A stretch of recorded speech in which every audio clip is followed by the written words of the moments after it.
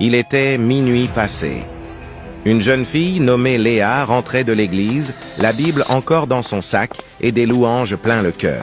Comme d'habitude, elle marchait seule, à pied, pour rentrer chez elle. Le quartier était calme, trop calme. Seul le bruit de ses pas résonnait dans la nuit.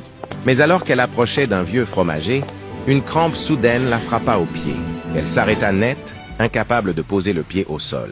Elle s'adossa contre l'arbre pour reprendre son souffle, se demandant ce qui se passait.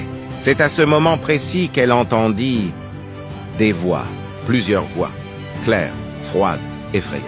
« Léa, Léa, Léa !» Elle prie trop. « Elle gêne, il faut l'arrêter. Ce soir, elle doit tomber.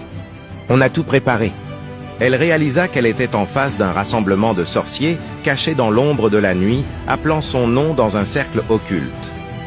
Mais ce qu'il ne savait pas, c'est que Dieu lui-même avait permis cette crampe, non pour la faire souffrir, mais pour la faire voir.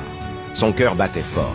Elle voulait courir, fuir, mais l'Esprit de Dieu lui dit « Ne fuis pas, prie, élève ta voix maintenant. » Alors Léa, au pied de l'arbre, leva les mains au ciel et cria « Père, je ne suis pas seule. Là où les ténèbres crient mon nom, que ton feu descende maintenant. » Un bruit sourd se fit entendre.